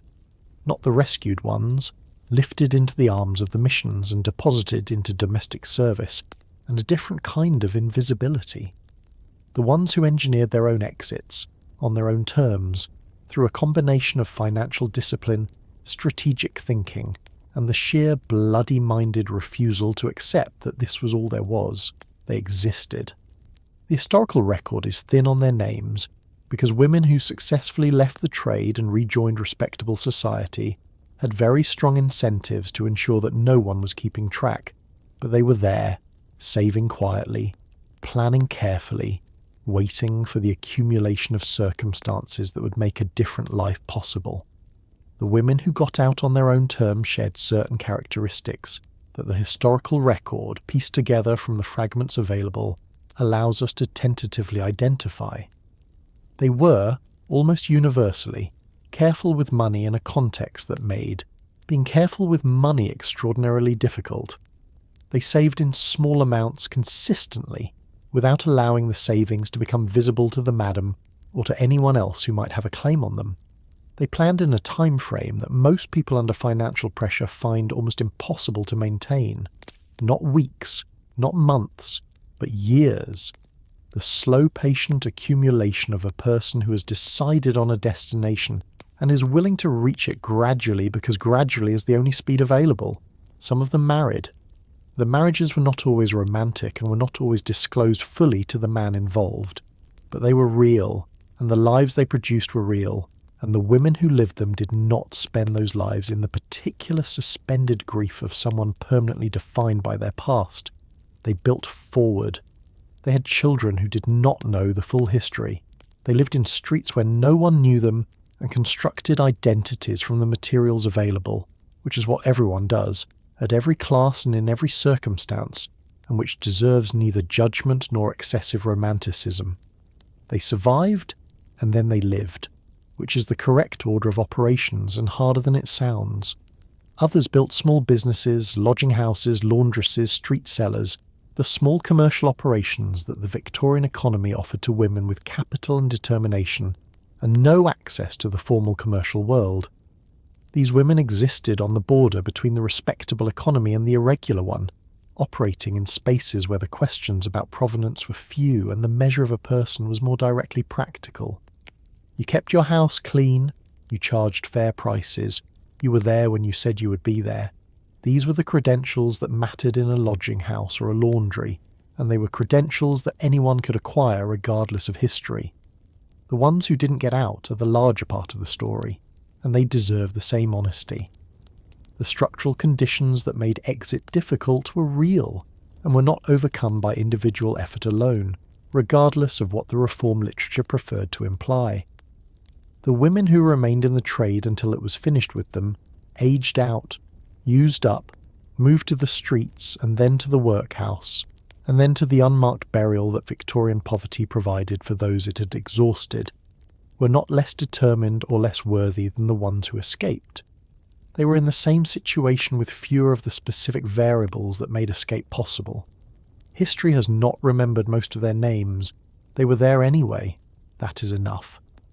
The Victorian woman working in the trade had, in many ways, 2 wardrobes and 2 selves to go with them, and the daily act of moving between the two was its own small performance of identity.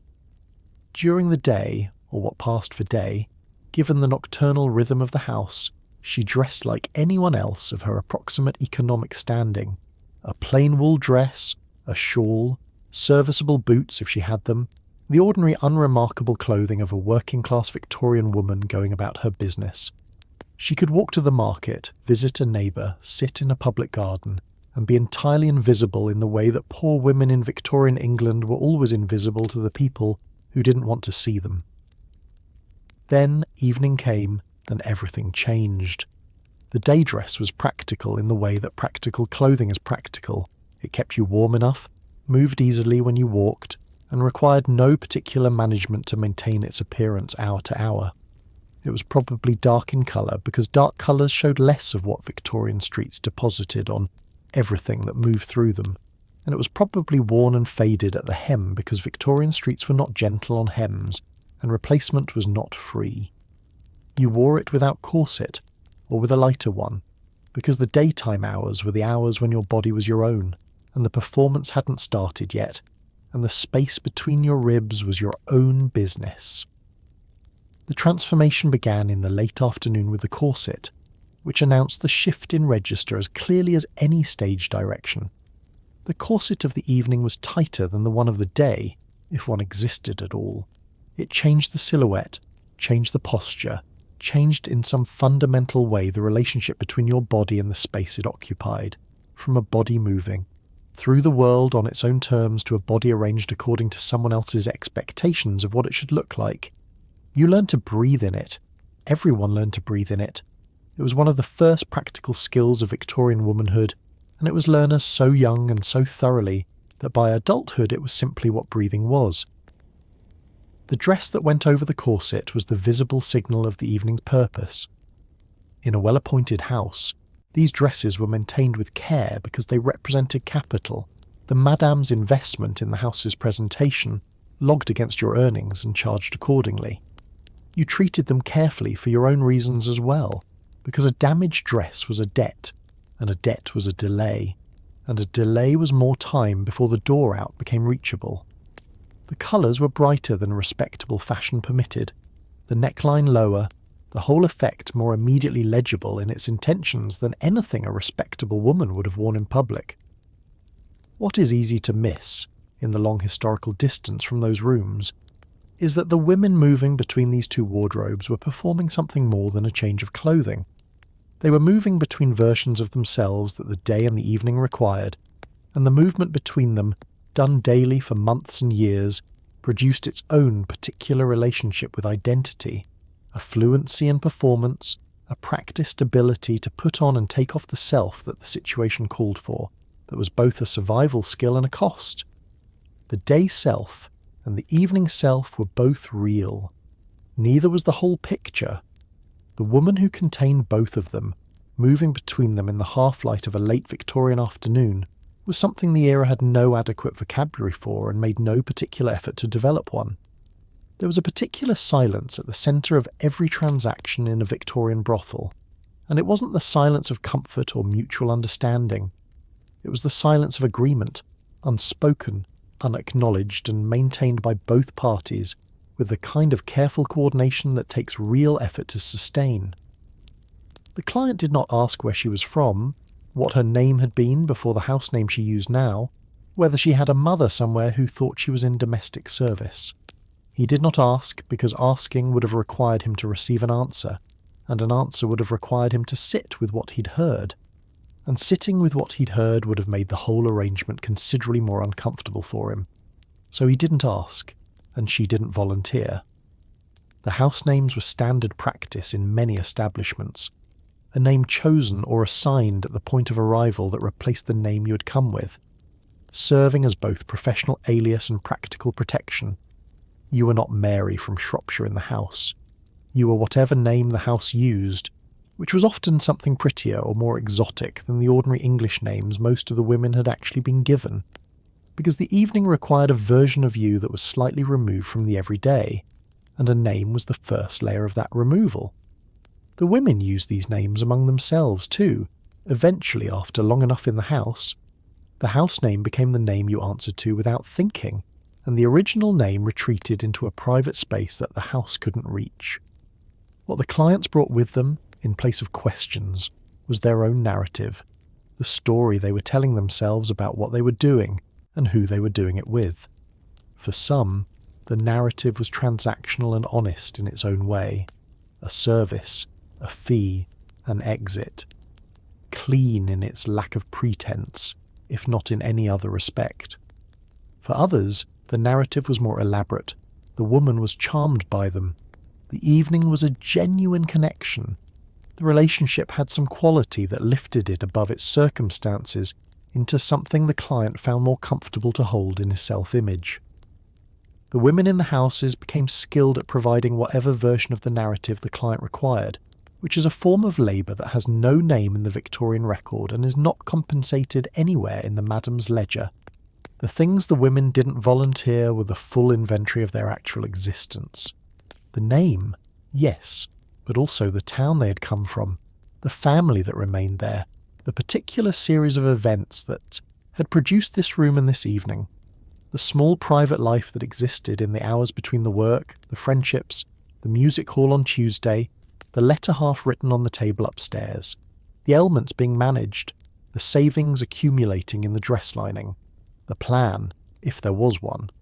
All of it remained behind a wall that the transaction did not breach, because breaching it would have required giving something to a person who had not earned it and would not protect it, and the women in the houses had learned through one means or another the value of keeping what you had left.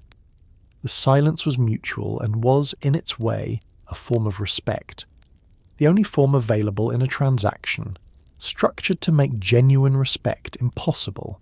It said, between the parties, we will not look at this too directly. We will maintain the frame that makes it navigable.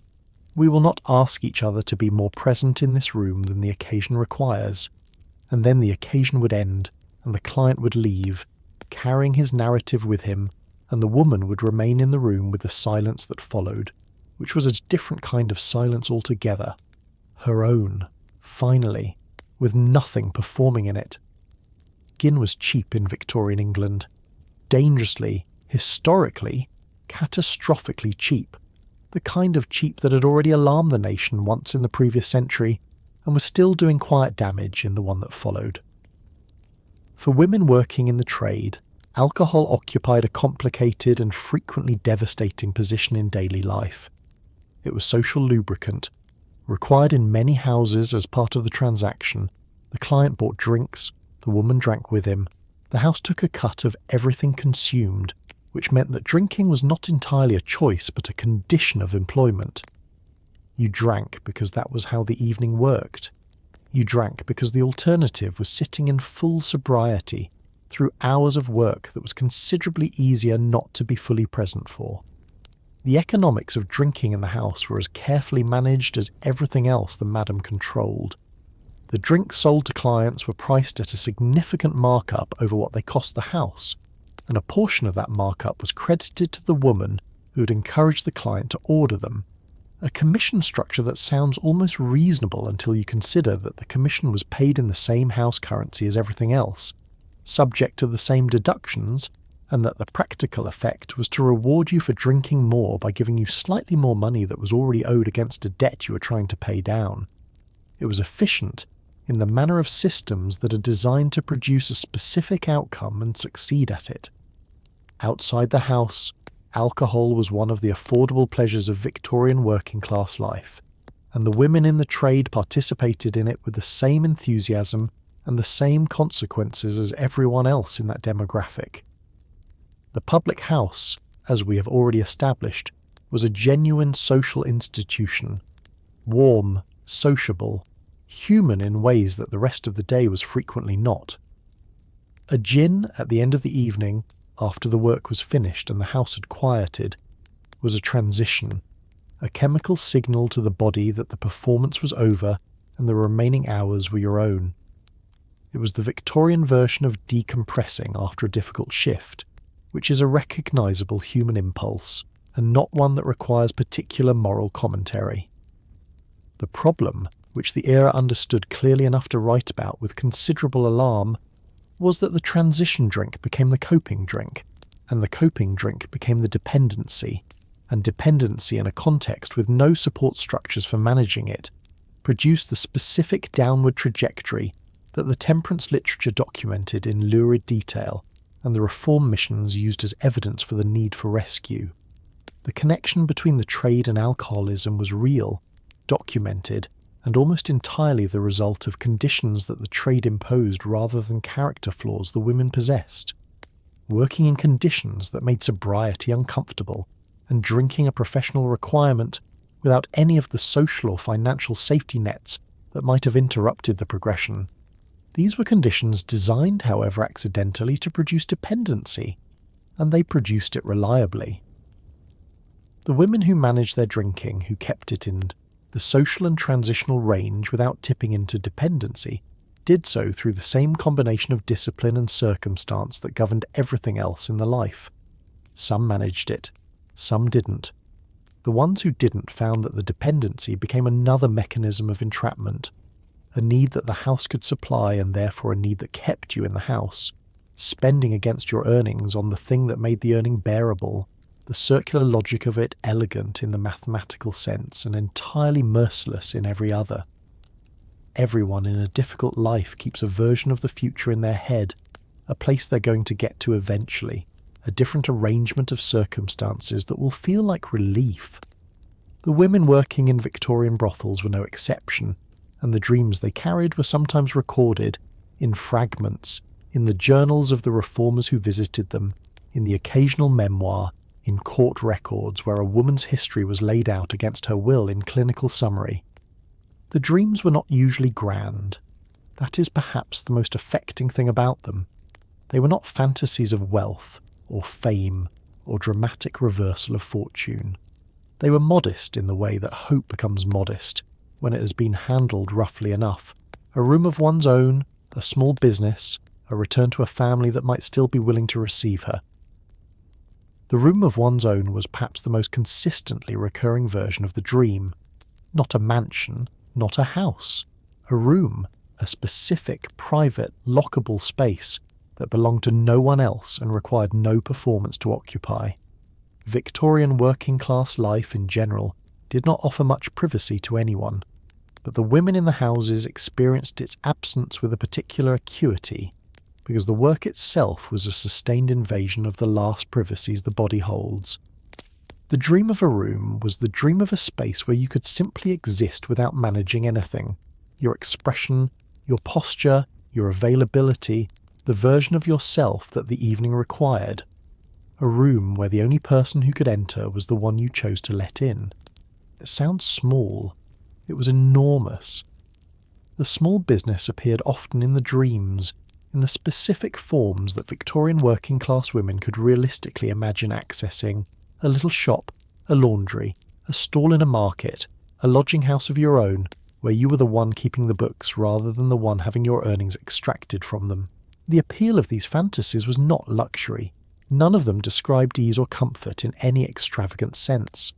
The appeal was autonomy, the ability to determine your own hours, set your own prices, answer to no madam, owe no rent to anyone with leverage over your continued existence. The business in the dream was never very profitable. It just belonged to you. Some of the women dreamed about home. Not the idealised home of the sentimental press, the cottage with the garden and the faithful dog and the forgiving family arranged at the gate.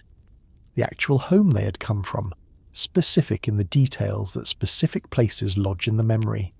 The smell of a particular kitchen, the sound of a particular voice, the view from a window they had looked through before everything changed.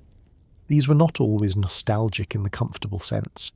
Some of them were complicated, a home that had not been safe, a family whose reception was uncertain, a past that was not better than the present in any simple way. But they were real, and returning to them, or to some version of them, or to some future that contained something of their texture, was a dream that persisted through years and circumstances that might have been expected to extinguish it. Hope in conditions of sustained adversity does a specific thing. It concentrates. It stops being general and becomes precise, attached to very particular images and very particular plans, because the general version is too fragile to survive the weight of daily reality, but the specific version can be held carefully, taken out and examined briefly, and put away again without being destroyed. The women in the houses held their specific versions of the future, with a care that the reformers, who expected them to be dreamless, rarely documented and frequently missed. The dream was there, it was just kept somewhere the ledger couldn't reach. And finally, let's talk about the morning, the actual morning, when the last client had gone and the house had settled into the particular exhausted quiet that follows the performance, and the women who lived there had a few hours that belonged to no one in particular. The morning in a Victorian brothel had its own atmosphere, distinct from anything else in the 24 hours. The lamps were turned down or out. The street outside was doing its early rising Victorian thing, the costermongers pushing their carts, the chimney sweeps already at work, the city assembling itself for a new day that had nothing to do with the night just finished.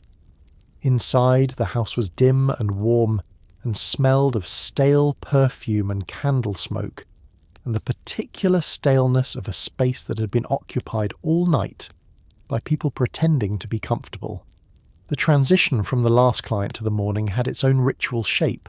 You did not simply stop. You unwound slowly in stages, the way that a performance unwound when the audience had finally left, and the stage could be allowed to be just a room again. The dress came off first, exchanged for the day clothes that had been folded over the chair since the previous afternoon, and the physical act of that exchange was a small but genuine relief, like setting down something heavy that you had been carrying so long you had forgotten it had weight. The hair came down. The face that had been managed all evening stopped being managed. The person who lived in the body, rather than the version of that person that the evening required, reassembled itself from the parts that had been kept in abeyance since the lamps were lit. The kitchen in the early morning was the best room in the house. The fire had usually been banked rather than fully extinguished, and someone, whoever was least exhausted, or whoever had given up on sleep first, or whoever simply needed the specific comfort of doing something ordinary with their hands, had usually coaxed it back into something functional and put a kettle on. The tea that resulted was strong and hot, and shared without ceremony, passed between the women in the kitchen in their day clothes and their unpinned hair, talking about nothing in particular, or talking about everything that had happened in the night. And the distinction between those two kinds of conversation was not always clear, but the talking itself was what mattered. These were the hours that the historical record mostly missed. The reformers visited in the evenings or the afternoons. The journalists who wrote about the trade wrote about its public face, the streets, the houses as seen from outside, the women as they appeared in the performance of the evening. The morning in the kitchen, the tea and the tired voices and the gradual unwinding of everything the night had required, was witnessed only by the women themselves, and they did not generally write it down because it was not the part of the life that anyone else had ever seemed interested in. It was just the morning, just the ordinary human aftermath of an extraordinary and exhausting night, played out in a warm kitchen in a city that was already loud outside the window, already moving forward into a day that would ask things of everyone in it, and would not ask whether they were rested enough to give them. You drank your tea, you talked, or you didn't. The fire did what fires do in the morning, crackled and steadied and made the room feel briefly like a place where nothing particular was required of you. And then, eventually, you went upstairs to the room that was yours for as long as the ledger said it was, and you lay down in the bed, and London continued outside the window, and the night that had just finished receded into the category of nights that had been gotten through, which was the only category that mattered, and sleep came, eventually, and took you somewhere the house couldn't follow, until tomorrow, until it all began again. So tonight, as you lie in your clean bed, in your warm room, with a door that locks from the inside because you chose to lock it, take a quiet moment. Not a dramatic one, just a breath, and a thought for the women we've spent this night with. They woke up in cities that had no particular interest in their survival. They navigated systems designed to extract everything they had and return as little as possible. They paid rent on rooms they didn't own, worked hours that belonged to someone else's ledger, and managed daily the extraordinary labour of performing ease in circumstances that offered almost none. They got sick with no one to care for them, dreamed modest dreams in stolen moments, wrote careful lies home to mothers who may or may not have believed them, and sat in kitchens in the early morning drinking strong tea and keeping each other company in a world that had decided collectively not to see them. And yet, they sang. They laughed in the kitchen with a sharpness that had earned its edge. They saved coins in dress linings and planned futures in the quiet hours and looked after each other with the fierce practicality of people who understand that looking after each other is the only infrastructure reliably available to those the official world has left out. Some of them got out. All of them endured. Every single one of them was more than the single category the Victorian era assigned them, and the distance of 160 years does nothing to reduce what they were owed and never received.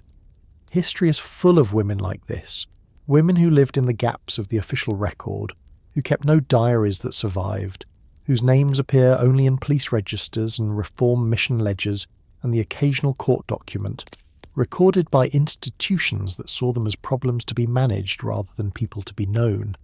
They deserve better than that accounting. Tonight at least we tried to give it. So pull your blanket up. Feel the warmth of the bed, the softness of it, the extraordinary, unremarkable luxury of sleeping in safety in a room that is yours. Let your breathing slow. Let the night do what nights are supposed to do, carry you gently away from the day, and set you down somewhere quieter and softer and further from everything that asks too much of you. The women are resting now. So should you. Good night.